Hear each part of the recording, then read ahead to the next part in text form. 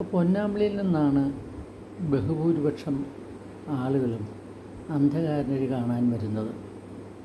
അവിടെ light ഹൗസുണ്ട്, അഴിമുഖമുണ്ട്, tourist കേന്ദ്രമുണ്ട്. ഇങ്ങനെയുള്ള ചില പ്രത്യേകതകളിൽ നിന്നാണ് ആളുകൾ ഇങ്ങനെ വരുന്നത്.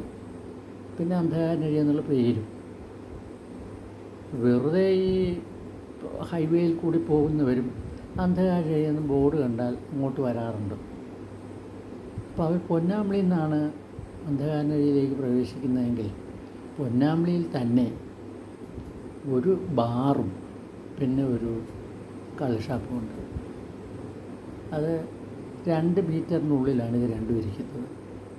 പിന്നെ അവിടെ നിന്ന് മുന്നോട്ട് വന്ന് വലത്തോട്ട് തിരിഞ്ഞാണ് നമ്മൾ അന്ധകാരനഴിയിലേക്ക് വരുന്നത്. അങ്ങനെ അന്ധകാരനഴിയിലേക്ക് വരുന്ന വഴി നമ്മുടെ ചെറിയ പാലമുണ്ട്. ആ പാലത്തിൻ്റെ അടുത്ത് വരുമ്പോൾ ഒരു കള്ളുഷാപ്പുണ്ട്. അവിടെ നിന്ന് വീണ്ടും മുന്നോട്ട് വരുമ്പോൾ മറ്റൊരു കള്ളുഷാപ്പ് പാടത്ത് തന്നെ കാണാം. റെയിൽവേ സ്റ്റേഷൻ്റെ അടുത്തായിട്ട് മറ്റൊരു കള്ളുഷാപ്പുണ്ട്. ഇപ്പോൾ എത്രയായി? 3 ആയി അല്ലേ? അത് കഴിഞ്ഞ് നിങ്ങൾ പടിഞ്ഞോട്ട് വരികയാണെങ്കിൽ വീണ്ടും നിങ്ങളെ ആദ്യം സ്വാഗതം ചെയ്യുന്നത് ബിവറേജ് ഔട്ട്ലെറ്റാണ്. അതങ്ങ് നല്ല തിരക്കാണ്. ഇപ്പോൾ അവിടെ ഒരു ടൗൺ പോലെയായി. ആ ബിവറേജ് ഔട്ട്ലെറ്റ് പാടത്തിൻ്റെ കരയിലാണ്, ജനവാസമില്ലാത്ത സ്ഥലമാണ്. അവിടെ ഒരു ഗൗഡസാരസ ബ്രാഹ്മണൻ തനിക്ക് TD തിരുവനന്തപുരം ദേവസ്വത്തിൽ നിന്ന് കിട്ടിയ സ്ഥലത്തിന് കാവൽ വേണം. അതിനുവേണ്ടി ഒരു കെട്ടിടം പണിതു. പിന്നീട് അത് ഇച്ചിരി വിപുലപ്പെടുത്തി അവിടെ വെച്ച് തേങ്ങ വെട്ട് അതുപോലുള്ള കാര്യങ്ങളെല്ലാം നടത്തി. അപ്പം അതങ്ങനെ കിടക്കുകയാണ്. അപ്പോൾ ഞങ്ങളുടെ നാട്ടിലുള്ള ഒരു വിരുദൻ ചങ്കു, അത് CPM-കാരനാണ്, മറ്റൊരു കുതന്ത്രശാലിയായ ഒരു BJP നേതാവിനെ പിടിച്ചു. BJPക്ക് ഒരു പ്രത്യേകതയുണ്ട്. ഗൗഡസാരസ ബ്രാഹ്മണരിൽ കൂടുതൽ പേരും BJPയുമായിട്ട് അടുത്ത് നിൽക്കുന്നവരാണ്. അതുകൊണ്ടാണ് കുതന്ത്രശാലിയായ മാർക്സിസ്റ്റുകാരൻ മറ്റൊരു കുതന്ത്രശാലിയായ BJPക്കാരനെ കൂട്ടുകൂടി ആ ഗൗഡസാരസ ബ്രാഹ്മണനെ പോയി കണ്ടു.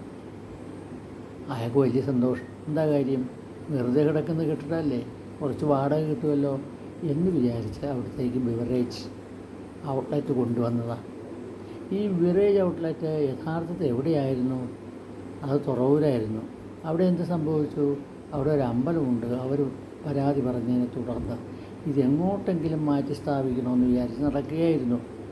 അങ്ങനെ ആദ്യം പുത്തൻകാവിൽ കൊണ്ടുവന്നു. അവിടുത്തെ ജനങ്ങൾ ബഹളമുണ്ടാക്കി. പിന്നീട് ഉഴുവയിൽ കൊണ്ടുപോയി. അവിടെയും ബഹളമുണ്ടായി. അങ്ങനെ ഒരു സ്ഥലത്ത് ഇരിക്കപ്പുറതിയില്ലാത്ത ഈ സാധനത്തെ ഈ BJP സുഹൃത്തും പിന്നെ കമ്മ്യൂണിസ്റ്റ് സുഹൃത്തും കൂടി ചേർന്ന് അയാളെ കണ്ട് വലിയ തുകയ്ക്ക് ഏർപ്പാട് ചെയ്ത് കുറച്ച് കമ്മീഷൻ ഇവരും വാങ്ങി.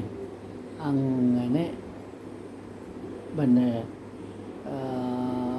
ഏർപ്പാടാക്കിയതാണ് ഈ ബിവറേജ് ഔട്ട്ലെറ്റ്.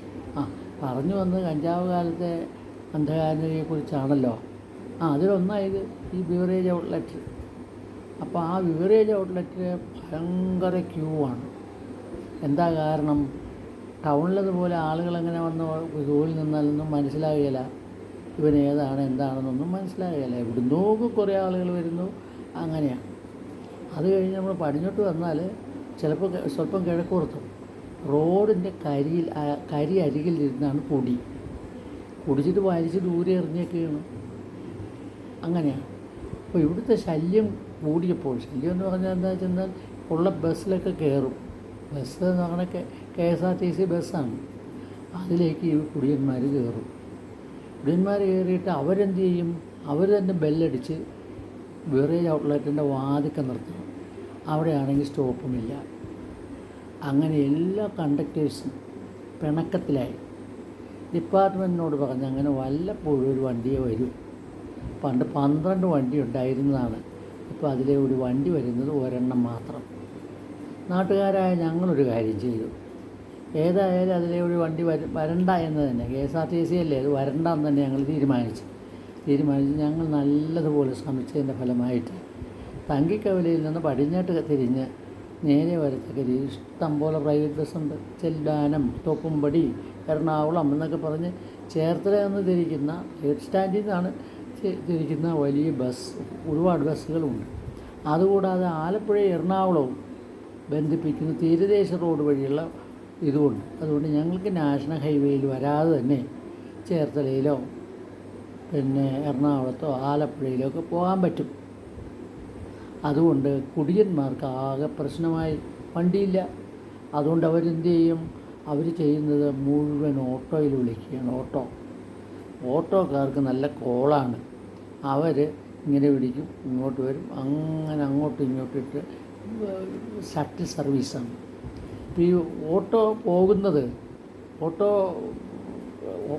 റിട്ടേൺ ട്രിപ്പാണല്ലോ എന്ന് വിചാരിച്ച് പലരും കൈ കാണിക്കുമ്പോൾ അവർ പറയും ഇത് ഇവിടെ വരെയുള്ളൂ എന്ന് പറഞ്ഞാൽ അതിൻ്റെ അർത്ഥം എന്താണെന്ന് വെച്ചാൽ ഇവിടെ ബിവറേജ് സ്റ്റോപ്പിലേ നിർത്തൂ, പോവുകയാണ്, നിങ്ങൾ വരുന്നുണ്ട് അവിടം വരെ കൊണ്ടുവിടാന്ന്.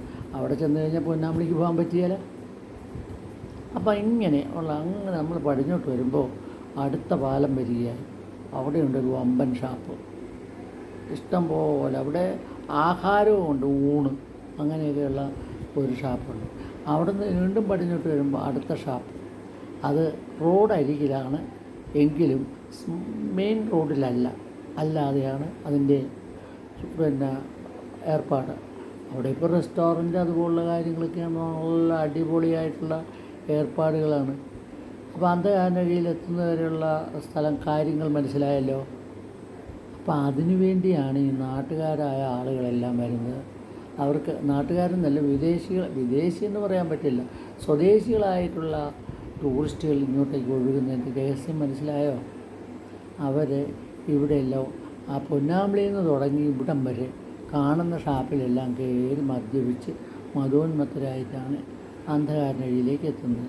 ബഹുഭൂരിപക്ഷം ആളുകളും അല്ല, പക്ഷെ ഒരു ന്യൂനപക്ഷം അങ്ങനെയാണ്. അപ്പോൾ ഇത് നമ്മുടെ നാട്ടിലെ ജനങ്ങൾക്ക്, എൻ്റെ നാട്ടിലെ ജനങ്ങൾക്കെന്ന് പറഞ്ഞാൽ മദ്യലഭ്യത കൂടി. അതിൻ്റെ ഫലമായിട്ട് എന്ത് സംഭവിച്ചു? എവിടെ നിന്നും കിട്ടുമല്ലോ. അതുകൊണ്ട് വീടുകൾ ചെറുപ്പക്കാരാണ് കൂടുതലായിട്ട് മദ്യപിക്കുന്നത് എന്നാണ് ഇപ്പോൾ എനിക്ക് തോന്നുന്നത്. ഇപ്പോൾ മദ്യമൊക്കെ കഴിച്ചാൽ വേണ്ടത്ര കിക്ക് കിട്ടിയില്ലെങ്കിൽ എന്തു ചെയ്യും? അവർ കഞ്ചാവ് പാടത്തേക്ക് പോകും. അതാ സംഭവിക്കുന്നത്. കഞ്ചാവ് അടിക്കാൻ വേണ്ടി പോകും. അങ്ങനെ പോവുകയാണ് ഇപ്പോൾ നമ്മുടെ ചെറുപ്പക്കാർ. എന്തു ചെയ്യും? എന്താ ചെയ്യേണ്ടത്?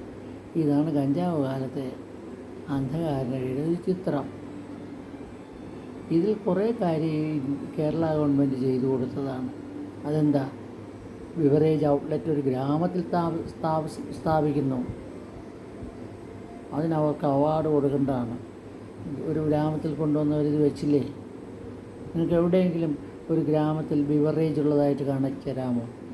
ബിവറേജ് ഔട്ട്ലെറ്റ് ഒരു നാടിനെ എങ്ങനെ നശിപ്പിക്കണമെന്ന് വളരെ ശക്തിയായിട്ട് കാണിച്ചു തന്നു ഒരു BJP പ്രവർത്തകനും ഒരു കമ്മ്യൂണിസ്റ്റ് പ്രവർത്തകനും.